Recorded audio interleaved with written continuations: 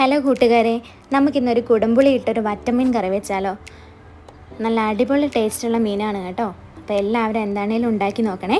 ആവശ്യമായ സാധനങ്ങൾ: ചുമന്നുള്ളി, കറിവേപ്പില, ഇഞ്ചി വെളുത്തുള്ളി ചതച്ചത്, പച്ചമുളക്, കുടംപുളി വെള്ളത്തിലിട്ട് വെച്ചത്, മുളക് പൊടി, മഞ്ഞൾപ്പൊടി.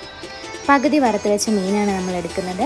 മുളക് പൊടി, മഞ്ഞൾപ്പൊടി, ഉപ്പ് ചേർത്ത് പകുതി വറുത്ത് വെച്ചിരിക്കുന്ന മീനാണ് നമ്മൾ ഉപയോഗിക്കുന്നത് കേട്ടോ. ഒരു ചട്ടി വെച്ച് അതിനകത്തോട്ട് വെളിച്ചെണ്ണ ഒഴിച്ചു കൊടുക്കുക. വെളിച്ചെണ്ണ നന്നായി ചൂടായി വരുമ്പോൾ ആവശ്യത്തിന് കടുക് ഇട്ട് കൊടുക്കുക. കടുക് നന്നായി പൊട്ടി വരുമ്പോൾ അതിനകത്തോട്ട് ഉലുവ ആവശ്യത്തിന് ചേർത്ത് കൊടുക്കുക.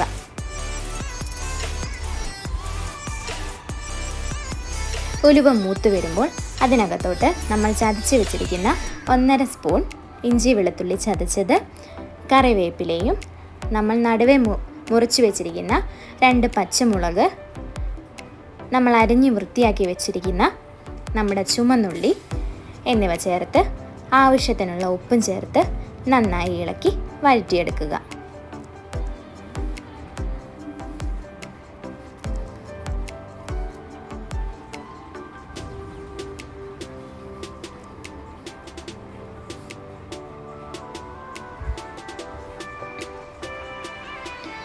നമ്മൾ എടുത്തു വെച്ചിരിക്കുന്ന മുളക് പൊടിയും മഞ്ഞൾപ്പൊടിയിലേക്ക് കുറച്ച് വെള്ളം ചേർത്ത് അതിനെ ഒരു പേസ്റ്റ് രൂപത്തിലാക്കി നമ്മുടെ ചട്ടിയിലോട്ട് ഇട്ട് കൊടുക്കുക. നമ്മൾ എടുത്തു വെച്ചിരിക്കുന്ന പുളിവെള്ളവും ചേർത്ത് കൊടുക്കുക. മുളക് പൊടിയും മഞ്ഞൾപ്പൊടിയും കരിയാതിരിക്കാൻ വേണ്ടിയാണ് കേട്ടോ നമ്മൾ വെള്ളം ചേർത്തത്.